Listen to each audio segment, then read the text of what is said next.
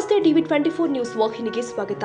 ಸಿರುಗುಪ್ಪ ನಗರದ ತಾಲೂಕು ಕ್ರೀಡಾಂಗಣದಿಂದ ವಿವಿಧ ದಲಿತ ಪರ ಸಂಘಟನೆಗಳಿಂದ ನಡೆದ ಭೀಮ ಕೊರಿಂಗ ವಿಜಯೋತ್ಸವದ ಬೃಹತ್ ಮೆರವಣಿಗೆಗೆ ವಾಲ್ಮೀಕಿ ವಿದ್ಯಾಭಿವೃದ್ಧಿ ಟ್ರಸ್ಟಿನ ತಾಲೂಕಾಧ್ಯಕ್ಷ ಹಾಗೂ ಡಾಕ್ಟರ್ ಬಿಆರ್ ಅಂಬೇಡ್ಕರ್ ಸರ್ವಧರ್ಮೀಯ ಸಂಘಟನೆಯ ಗೌರವಾಧ್ಯಕ್ಷ ಬಿಎಂ ಸತೀಶ್ ಅವರು ಚಾಲನೆ ಕೊಟ್ಟಿದ್ದಾರೆ. ಡಾಕ್ಟರ್ ಬಿಆರ್ ಅಂಬೇಡ್ಕರ್ ಸರ್ವಧರ್ಮೀಯ ಸಂಘಟನೆಯ ಅಧ್ಯಕ್ಷ ಡಾಕ್ಟರ್ ಕೊಡ್ಲೆ ಮಲ್ಲಿಕಾರ್ಜುನ ಅವರು ಮಾತನಾಡಿ, ಅಂದಿನ ಪೇಶ್ವೆಗಳ ಆಡಳಿತದಲ್ಲಿ ಇದ್ದ ಜಾತಿ ಪದ್ಧತಿ, ಅಸ್ಪೃಶ್ಯತೆ, ಮೇಲು ಕೀಳುಗಳ ವಿರುದ್ಧ ನಿಂತು ಮಾನವೀಯ ಮೌಲ್ಯವನ್ನ ಪಡೆದುಕೊಳ್ಳಲು ಪೇಶ್ವೆಗಳ 30,000 ಸೈನಿಕರ ಮೇಲೆ 500 ಜನ ಮಹರ ಸೈನಿಕರು ಧೈರ್ಯ ಹಾಗೂ ಕೆಚ್ಚೆದೆಯಿಂದ ಯುದ್ಧ ಮಾಡಿ ವಿಜಯ ಹೊಂದಿದ ಸಂಕೇತವಾಗಿ ಪ್ರತಿ ವರ್ಷ ಭೀಮ ಕೊರಿಂಗ ಆಚರಿಸುತ್ತಾ ಬರಲಾಗಿದೆ ಎಂದಿದ್ದಾರೆ.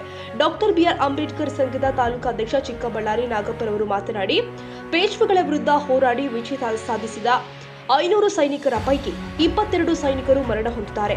ಆ ನೆನಪಿಗಾಗಿ ಭೀಮಾ ನದಿ ತೀರದಲ್ಲಿ ವಿಜಯ ಸ್ತಂಭವನ್ನ ಸ್ಥಾಪನೆ ಮಾಡಲಾಗಿದೆ.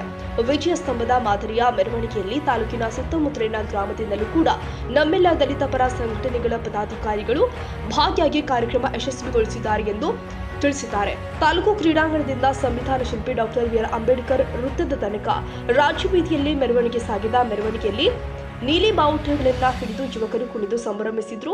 ಇದೇ ವೇಳೆ ದಲಿತ ಪರ ಸಂಘಟನೆಗಳ ಮುಖಂಡರು ಆದ ವೀರೇಶ್, ಎಚ್ ಗಣೇಶ್, ದರ್ಗಪ್ಪ ಸೇರಿ ಇನ್ನಿತರ ಪದಾಧಿಕಾರಿಗಳು ಉಪಸ್ಥಿತರಿದ್ದರು. ಹೊಂದರಪ್ಪ, ಸಿರುಗುಪ್ಪ, ಟಿವಿ 24 ಕನ್ನಡ.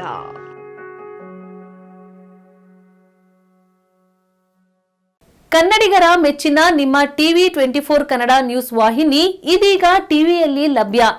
ಕರ್ನಾಟಕ ಮತ್ತು ದೇಶ ವಿದೇಶದ 360 ಡಿಗ್ರಿ ಸುದ್ದಿ ಹಾಗೂ ಉತ್ತರ ಕರ್ನಾಟಕ, ಬೆಳಗಾವಿ, ಬಾಗಲಕೋಟೆ, ಧಾರವಾಡ, ಹಾವೇರಿ, ಗದಗ, ಬಿಜಾಪುರ ಜಿಲ್ಲೆಯ ಕ್ಷಣ ಕ್ಷಣದ ವಿವರವನ್ನ ಪಡೆಯುವುದಕ್ಕೆ ಟಿವಿ 24 ಕನ್ನಡ ನ್ಯೂಸ್ ವಾಹಿನಿಯನ್ನ ಲೈಕ್ ಮಾಡಿ, ವಿಡಿಯೋಗಳನ್ನ ಶೇರ್ ಮಾಡಿ, ಕಮೆಂಟ್ ಮಾಡುವ ಮೂಲಕ ನಮ್ಮ ವಾಹಿನಿಗೆ ಸಹಕಾರ ನೀಡಿ ಮತ್ತು ಚಾನೆಲ್ ಅನ್ನ ಸಬ್ಸ್ಕ್ರೈಬ್ ಮಾಡಿ. Thank you.